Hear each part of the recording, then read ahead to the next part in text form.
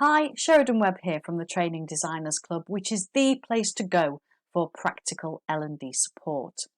And today I am answering a question that does come up from time to time in our discussion groups, certainly a couple of times this year already.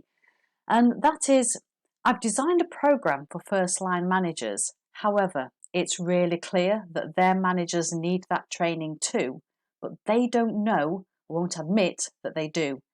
How can I go about giving them the training? So it's almost like, how can I train them by stealth? Well, if you work in a corporate environment, I'm sure you've come across this more than once, because as we know, people get promoted for all sorts of reasons, not always because they've got the skill set. Sometimes they get promoted because they are technically very good at their job. Sometimes they're just in the right place at the right time. And there comes a point when someone has been in a position for so long that it becomes a little bit embarrassing for them to admit that maybe they don't know something or maybe they need help.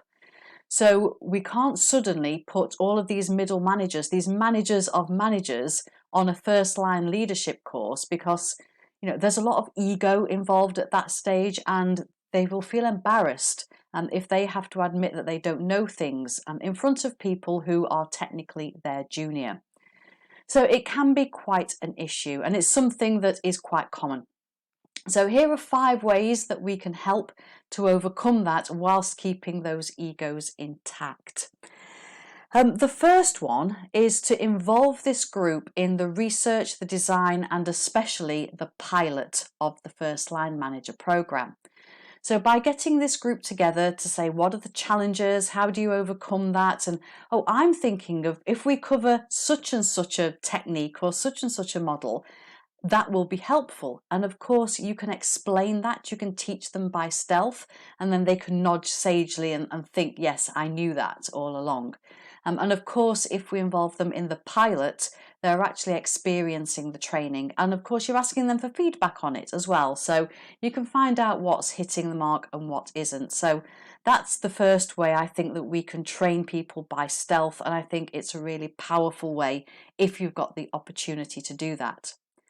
A second way is something that I did a few years ago. We created little standalone guides for each module. This was the days before virtual training was the norm, but nowadays with a blended learning approach, I think this is going to be a lot easier to do. So we created standalone guides for the managers to say, this is what's being covered on the course, and this is what we want people to do as a result of attending this course, and this is how you can support them. And we just gave them a little briefing. So we were just sort of dropping in all of this information and saying, hey, if you want to help these guys embed the learning, you're going to have to know this stuff too. So fingers crossed, a good many of them went away and brushed up, or at least, gave some thought as to what they were going to do and take an interest in aiding the application of learning, the transfer of learning. So that's another way. A third way, which I have used on more than one occasion, which I know works brilliantly, is to say to this group who think they don't need the training, it would be really valuable if you could come along and show support by attending this course. Because to have somebody there who's been there, done that, got the t-shirt, got all this experience that they can share, it's going to add so much value to the training course.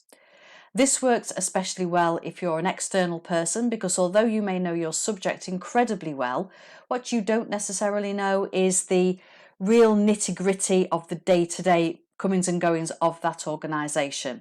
So to have a couple of people in that workshop that you can say, maybe you've got an example of this, really helps to bridge the gap and bring the practical application of that training home. And what I have found is when you have these people attending your course, they sort of turn up and they give you a bit of a nod and a wink to go, oh, I'm just here to help you, aren't I good helping this trainer out? And they sit back and they just sort of don't get involved for the first hour maybe, but then they're fully engaged in the course. They are fully interacting with it. They are joining in the discussions and the activities just the same as everybody else. But in their mind, they are there to support, not to learn. So everyone's a winner.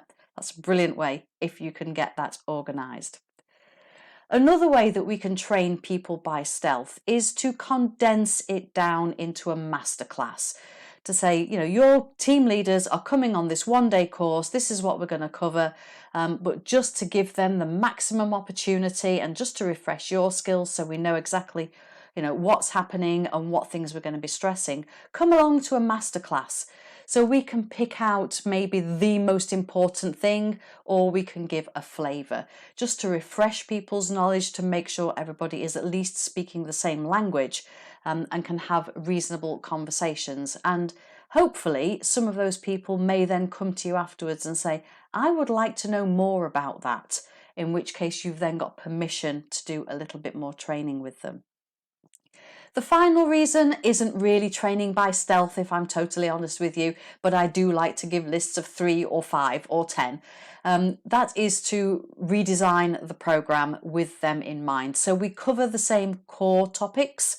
However, we make sure that the case studies, that the examples, that the activities are a little bit more challenging and are more relevant to their role.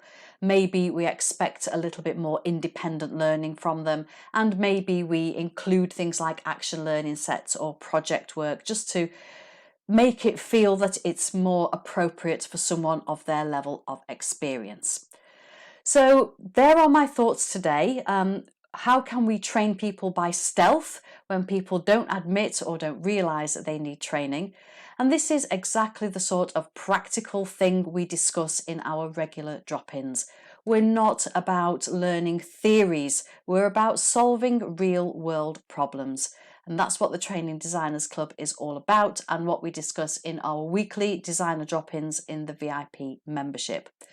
So if you want to find out more, please visit the website. It's www.trainingdesignersclub.co.uk, where you will find all sorts of free and low-cost resources, and of course the opportunity to join our VIP membership, all to help make training design quicker, easier and less stressful.